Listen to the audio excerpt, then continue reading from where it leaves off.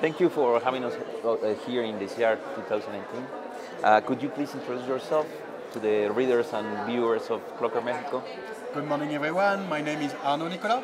I am the CEO and the creative director of L'Épée 1839, and we manufacture clocks or kinetic sculpture. Our idea is to make something that is exceptional, on the luxury part of the exceptionality.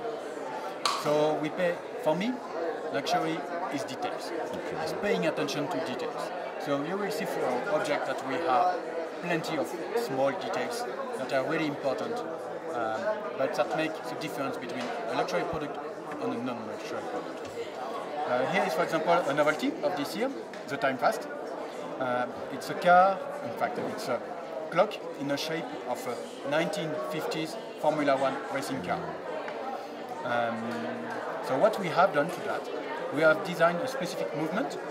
As you know, L'Épée like form and function, to mix both. So everything has a function. First, when we design the movement, we have placed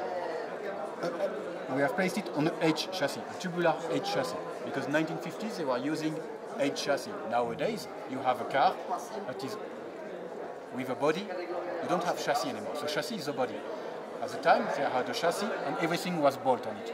So we use the same structure, but in fact we implement it inside the movement. But everyone told me, you're crazy to do that. It should be inside the body and you put a movement inside it. That's not L'Épée.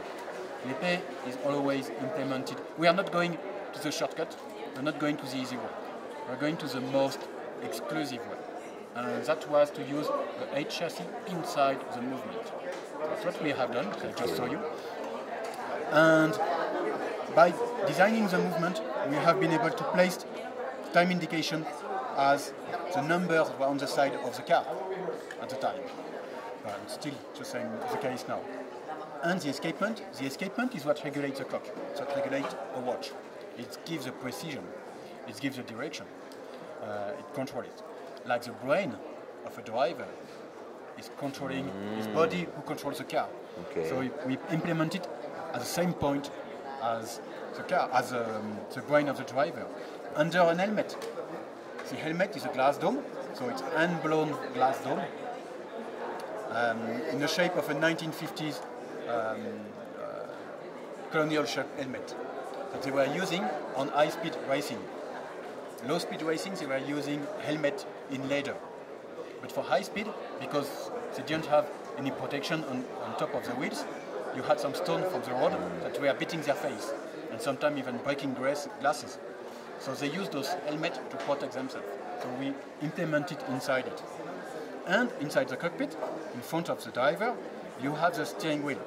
The steering wheel is made exactly, I'm picky on details, so exactly the same way of the 1950s steering wheel were made. 3 parts pinched together. You know, you had a center rim and 2 wood pieces pinched together. And it's a 3-spoke, so you can align it. One way is free to align it. And the steering wheel is used to drive time, to drive the direction of the car. On our kinetic piece, we used it to drive time. So when you have it, if you turn the steering wheel, you set the time. Okay. And I like always to link our object to our childhood. When I was a kid, with my brother, I have a brother who is 10 months older than I.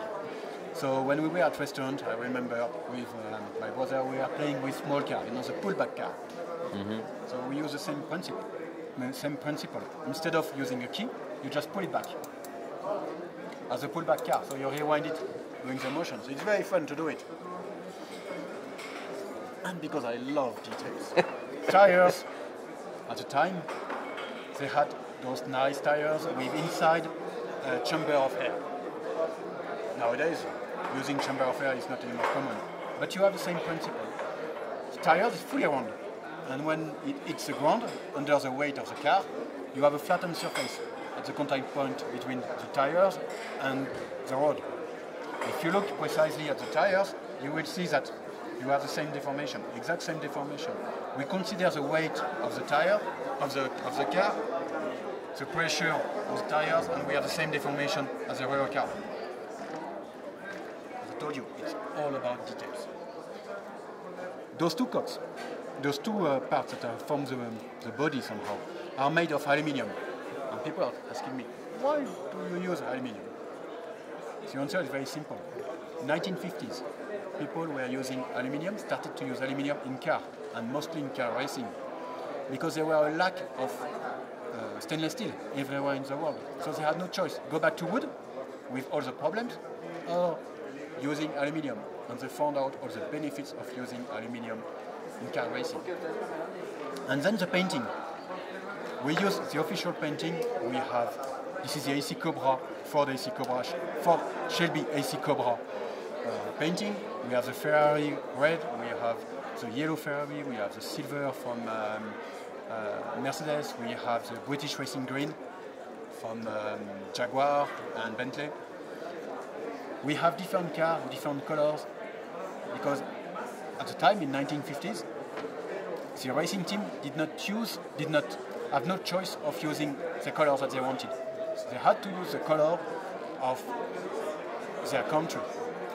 So Italian was red, British was green, Germany was silver, Mexico was yellow. That's why you have a yellow color here. They had no choice. And we used the official color of some very famous team to implement it inside our car.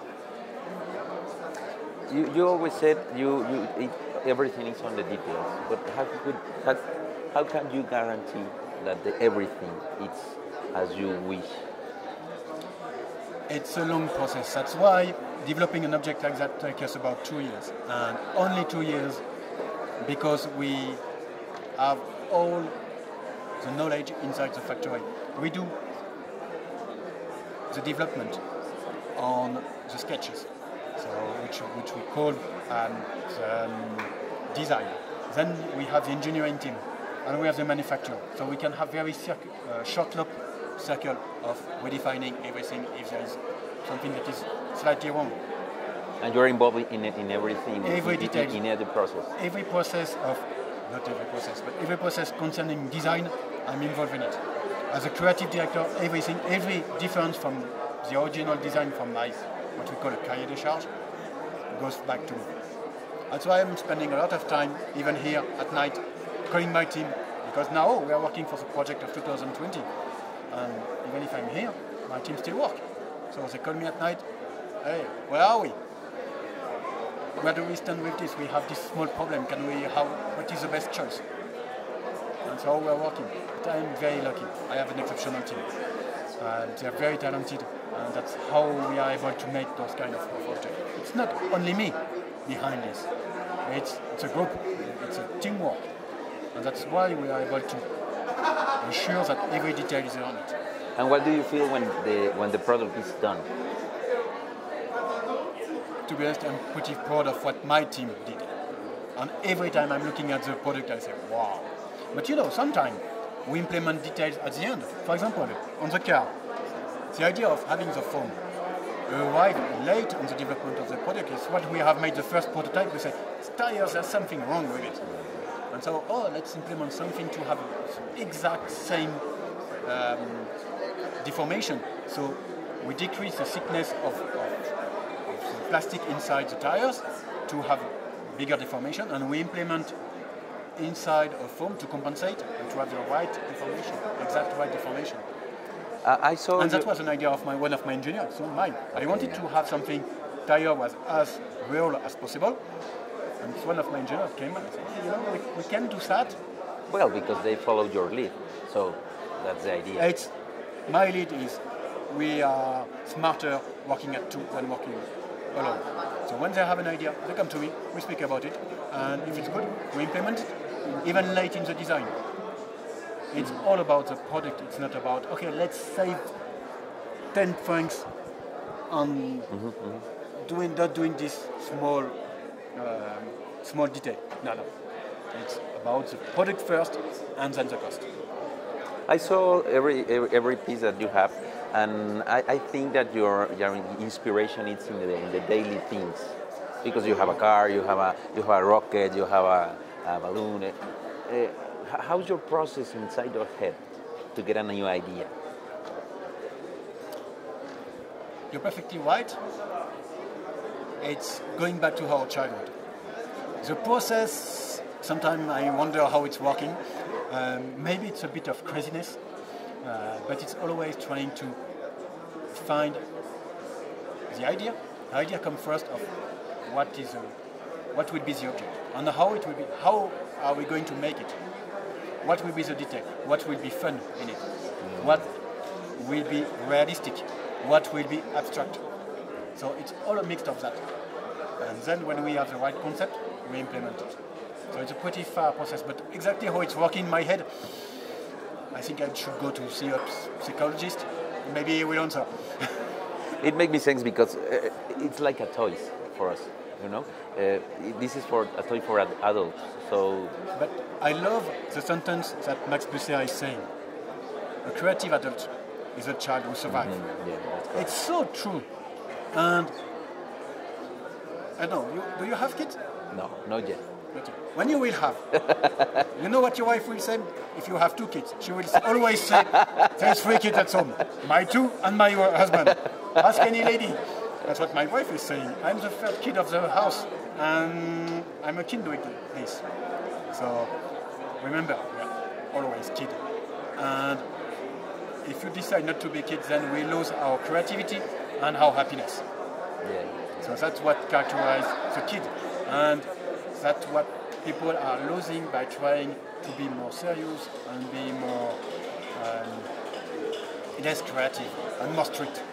No, you're fantasy speaking. Okay. Last question. Do you have a favorite piece? Your most favorite? Asking me this question is the same as asking me